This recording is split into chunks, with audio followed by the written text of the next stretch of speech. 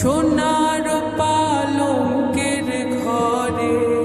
লিখে রেখেছিলেম নারে,